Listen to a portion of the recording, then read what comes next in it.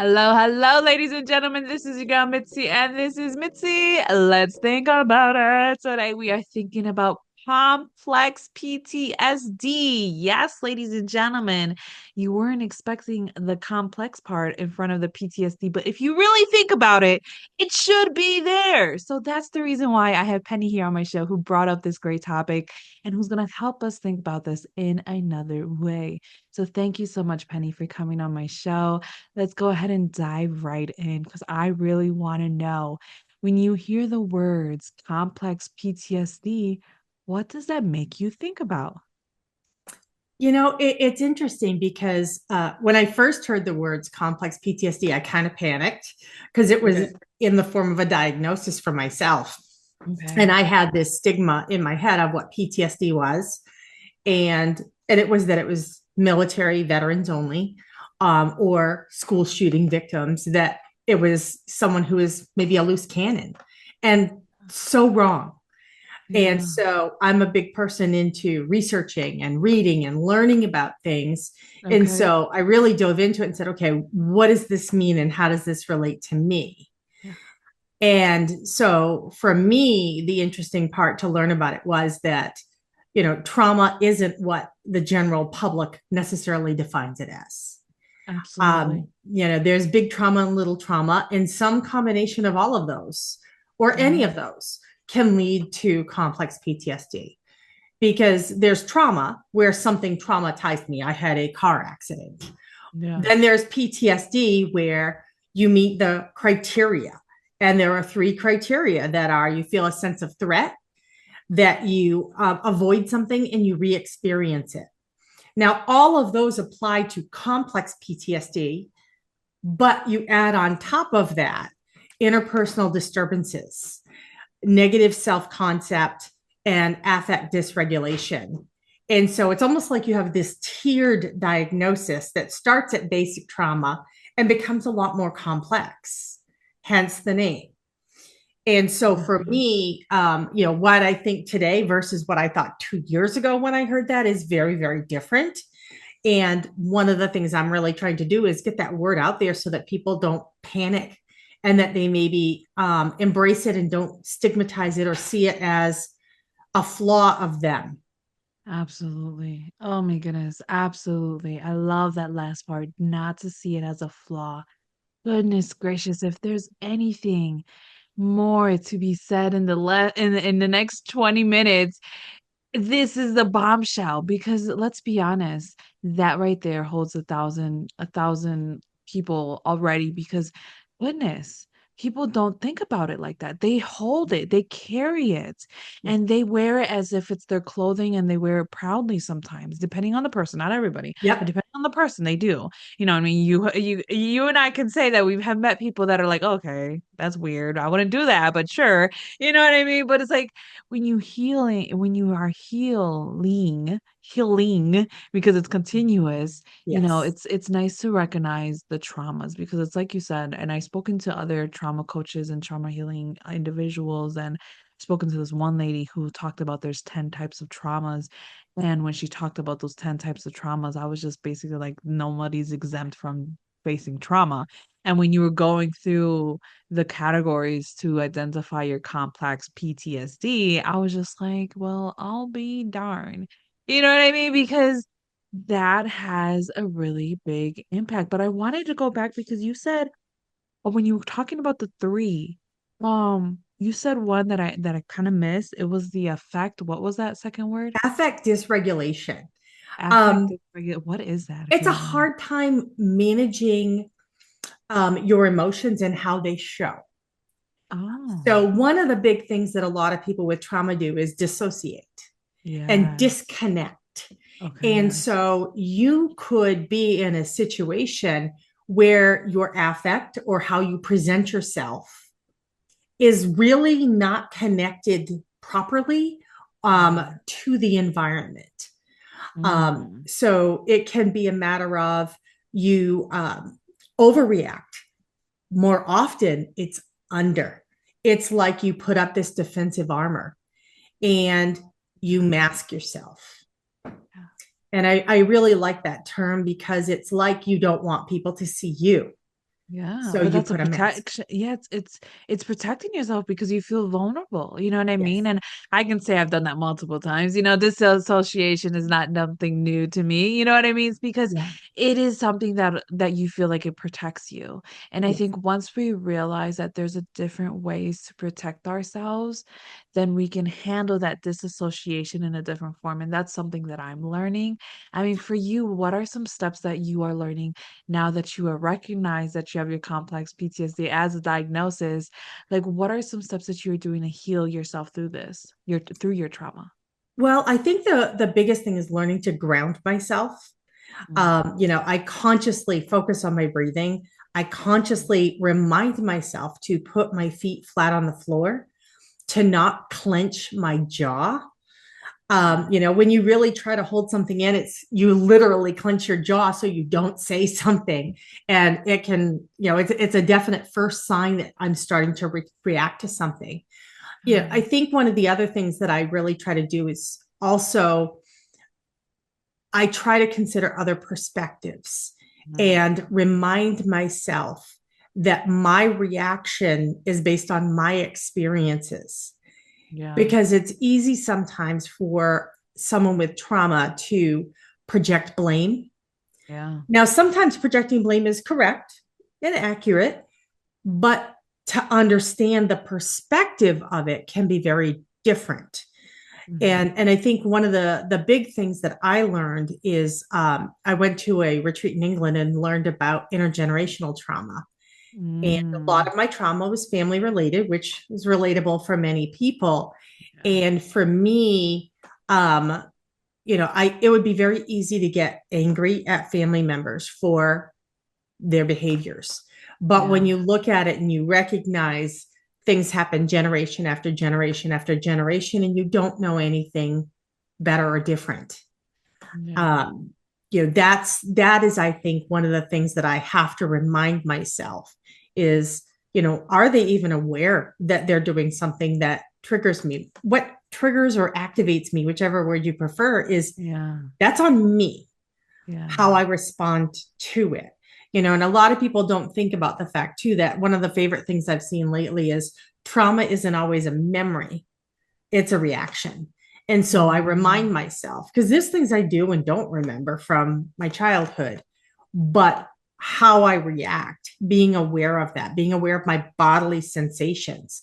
I had gone very numb for decades and yeah, I could feel for other people, but I couldn't feel necessarily for myself, because I wouldn't let myself. And so yeah. reminding me of all of those things helps me to be aware and to respond and react in a way that's more appropriate to the situation. Yeah, I like that. It's basically taking that moment of that power of pause, just pausing in the moment, taking a second to rationalize, having that 360 perspective, realizing that this is a world, you're in it, you're feeling it, you're embracing it, but doesn't mean that you have to react to every single thing. You most definitely ground yourself. That's so valid. And I wish more people would understand that because sometimes I argue with my husband because he's like, that triggers me. And I'm like, how am I supposed to know that triggers you? We're having a random conversation about something. And then Yeah. all of a sudden you're mad or upset. And like, how am I supposed to know that? I don't know that. We You don't know what read I mean? minds. And exactly, like I don't read mine and I can't just sit in your mind and just watch the movies of your memories. Like if we could do that, it would be terrifying and beautiful all at the same time. You know what Yes. I'm saying? Oh, yes. Terrifying and beautiful.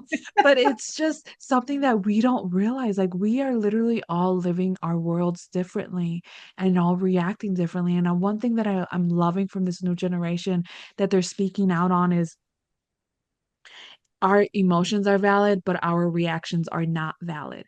You know what Yeah. I mean? So how you react to your emotions, that's something that you really have to take accountability for. You know what I mean? Yeah. That's something that you really have to honor yourself, know your boundaries, and start Mhm. under and get closer to you. Because what you said earlier about how you would get close to people, how you love on people, understand people, read people, but when it comes to yourself, there was a complete gone. There was nothing there because you basically disassociated yourself enough where it's like there's this gap.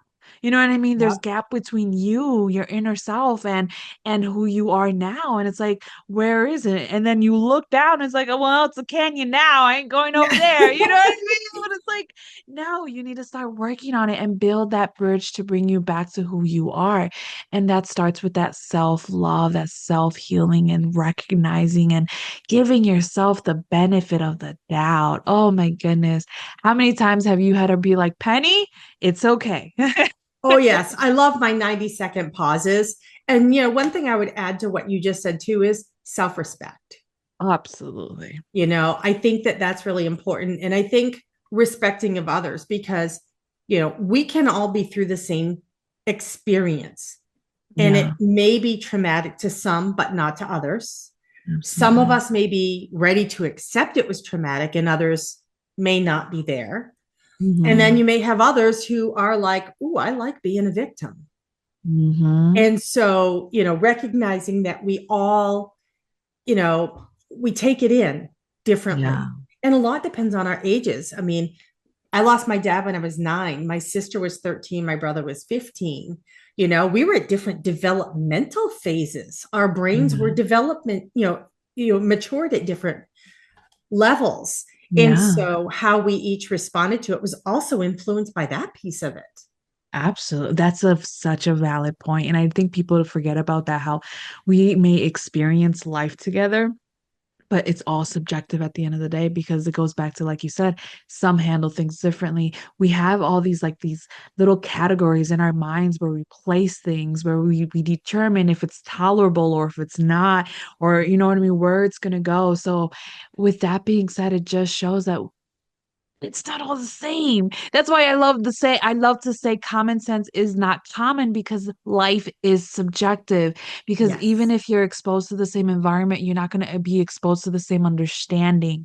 You know what I mean? Because people who lived in New York back then and dealt with the Great Depression and people who live in New York now are not going to have the same understanding Yeah. of the way of living life. You know what I mean? It's going to be two different perspectives. So it's just like I wish people can see that because man, it's so interesting. So what would you tell your younger self if you could tell your younger self anything? Oh, I think I would tell myself to not forget to play and to, you don't have to grow up at 9. My family used to joke, oh my God, it was like she became 30, and don't do that. Right?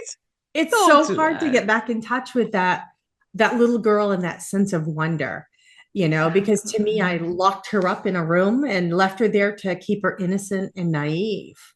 Yeah. And I wish that I had more consistently brought her out to have fun. And I'm Yeah. learning to do that again. That's probably one of the hardest things for me is I've always been so serious, so academic, so I want to understand everything, but I don't Yeah. always want to feel everything. In fact, I don't want to feel a lot. And yet as Yeah. kids, we want to feel it all. And so Yes. that is definitely one of the things that I would shout off the rooftops to myself as a little kid is just remember to play and have fun and to feel all the feels. Yes, that's one thing I'm learning and I'm teaching myself now is to just take a moment when I'm having that pause, that break, to remind myself I am thankful for the emotions that I'm feeling. I'm thankful for all of the emotions, even the good, the bad, the ugly, everything in between. I'm thankful for the anger, everything, because it is a blessing to feel. You know what I Yeah, mean? Like there's people out there who are literally born with the incapability to feel emotions. Very rare disorders, very yeah, rare, but it is there and it's sad. You it know what I mean? is. Because they don't ever actually get to feel joy or they will never have to feel anger. I mean, and Mhm. somebody told me that they help you with boundaries. They help you understand yourself. They help you achieve things that just regular intellectual intelligence won't be able to get you. You know what I mean? So It it's gives just you perspective. it You know, does. if It you really never does. feel sad, how do you recognize joy?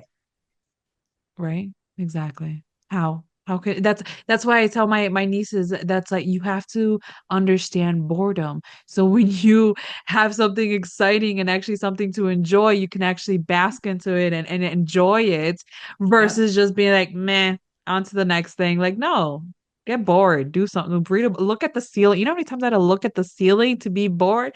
Oh Yeah. my goodness. Anyways, we're getting off topic. I'm sorry. But that is so true because I think that's one thing I wish I would. If I could, I would have brought my younger self with me and I wouldn't have done exactly like you said, lock her up and just be like, stay right here. I'll come back when it's ready. But I never came back. I never came Yeah. back. And I'm You know what I finding my way mean? back now, which is actually really a lot of fun. And I'm It finding is. ways that, like we started taking care of a feral fat cat colony. And some of them are fat cats. That was a faux pas, but it fits.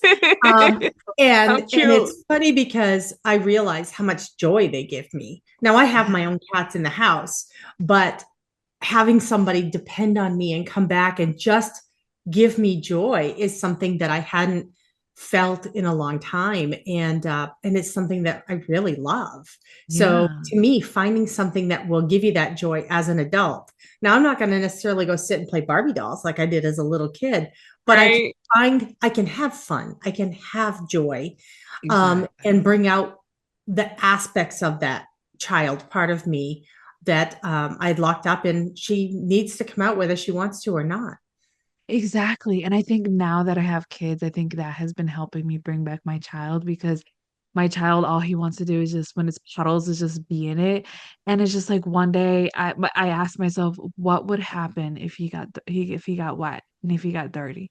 And we're like, well, I'll just change his clothes. And we're like, okay, so what would happen if you go in there? And I'm like, looked at myself like, but I don't want to get wet or dirty. I don't even want to get cold. The cuts out. And I'm like, yeah, but your inner child needs it. So I was just like, okay, I'm gonna do it for my child, my inner child, and I'm gonna do it for my actual son who needs to see that it's okay to have fun and Yeah. play. So I did it and it was actually kind of cool. It was a nice little thing. And but it's just like it made me realize like it's time to bring them out. So having this conversation is nice because I think it's just a good reminder for everyone. Like bring your inner child out, get them out of the room. Don't lock your inner child away anymore. Remove the Grand Canyon, bring it closer. Yes. Oh my goodness. Time is catching up to us. What could be some lasting words to help us keep on thinking? I think the big thing for me with complex PTSD is it doesn't have to make every experience in life bad. Bad things happen to us. Yeah. And I'm not saying, oh my gosh, it's a great thing that I experienced whatever, the person with trauma has, but it's a matter of maybe reframe things and to be able to look back at it and say, all right, something bad happened to me, but I'm going to make something good out of it. Yes. And that's really the big thing. And it takes work. It is not easy work to get to the point where you can say that. And you can't always say that. There are horrific abuses that people go through. Yeah. Um, but if you do the work and are able to pull yourself together enough to say, I survived that. Now, what can I do? What can I offer to others? I think with the right care, whether it be a coach or a therapist or even just a best friend who will validate you and listen, I think that we can usually find something that came out of it that makes us a better person. And I Yes. think people need to really try to focus on that. Yeah, I think that's very valid because it does take time and you got to work out the tweaks. And when you were saying that, you know what I thought of instantly, what I thought of was just someone learning how to cook. When you learn how to cook, you have the materials, but you don't know exactly what you're doing. And that's basically what it is. You have the materials out there, but you don't know what to do with them. So then what do you reference? A cookbook. What do you reference? A friend. What do you reference? You know what I mean? A coach. What do you reference? Whatever that's there to help you, right? So Yeah. then you reference it and you go along. And at first, it's a little messy. Sometimes the cake doesn't come out right or doesn't taste all Yeah. right, but that's okay. Then you try again and you try again, and you get to the perfection of masterpieces that you didn't even realize was capable to come from you. And that is the beauty of healing and just reminding yourself that and being gentle and just having that compassion when you work on yourself it can do so much for you and not even just for you because now that you change yourself you now affect everybody else who's in your life. So Exactly. your coworkers are now affected, your children are affected. The mailman that you say hello to is now affected because now you're saying hello to him. And you know what Yep. I mean? You're being more you're willing to serve. And then that's puts you back into the community. And we can't live our lives alone. I mean, we can, and it's lonely and depressive, but at the end of the day, it's not worth it. You know what I mean? Because Yep. something's or someone's gonna come find you. And that's so sad. It's so sad to hear on the news, oh, the lady was found after 2 weeks in her apartment or because of a stench or her dog was eating her. And I'm Yeah. just like, this is not how we should live our lives so alone and so secluded that people are unaware of them even dying. And it's so sad. I know I keep on going on a tangent. I'm so sorry. But ladies and gentlemen, if you guys want to know more about Penny and all that she has to offer the world, because how could you not with this interesting conversation? Please check her out. I have her photo on my website. Just bloop, just right there. Just click right under and you'll have access to all that she has to offer on her website so that you can continue on thinking. So with that being said, bye.